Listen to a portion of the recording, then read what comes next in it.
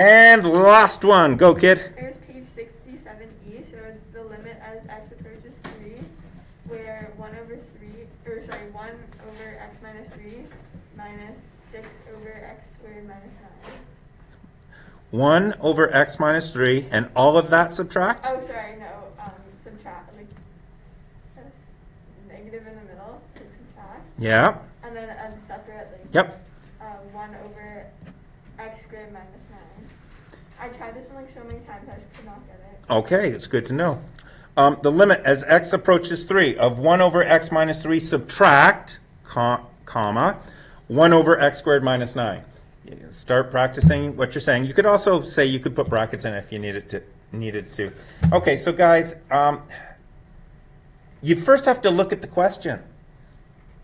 I see a common denominator. 1 minus 6. What? 6 over the top. Yeah, that one. That's a 6? Yeah, sorry, I said it. No problem. Yeah, you said it. I just didn't. No problem. Okay, fix that. Okay, so look at the question.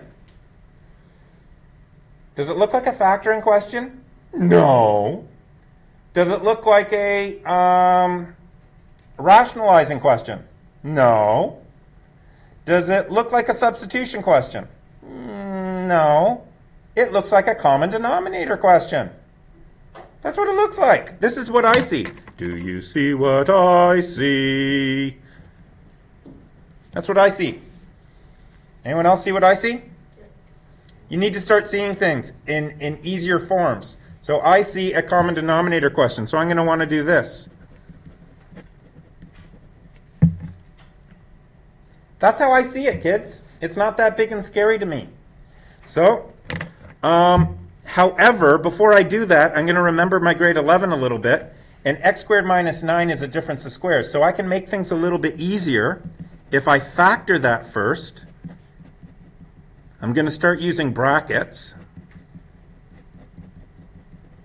Because now my common denominator isn't as big as it needs to be, right? It's only the x plus 3 that I need to multiply the first one by.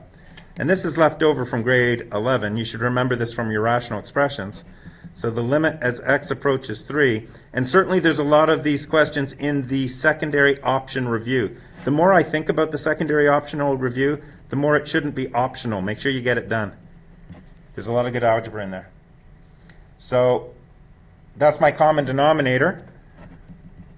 And I honestly don't know if it's going to work. I'm just playing at the moment. So this is x plus 3 minus 6. So I dealt with a student with that earlier. I think it was a student in this class. So you see this one, I've got the 3 and the minus 6. So that's simply going to be x minus 3, right?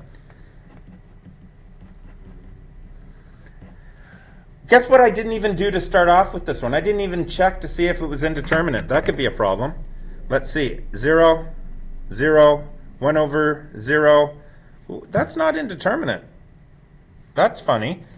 This is going to be undefined minus undefined. Yet we still have some work to do. I have indeterminate now. I have 0 over 0 definitely if x approaches negative 3. We'll get rid of those.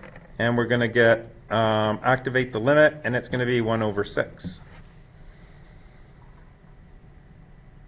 And there you go. I'm going to pause the video there, and I think I'm moving on to lessons in just a minute.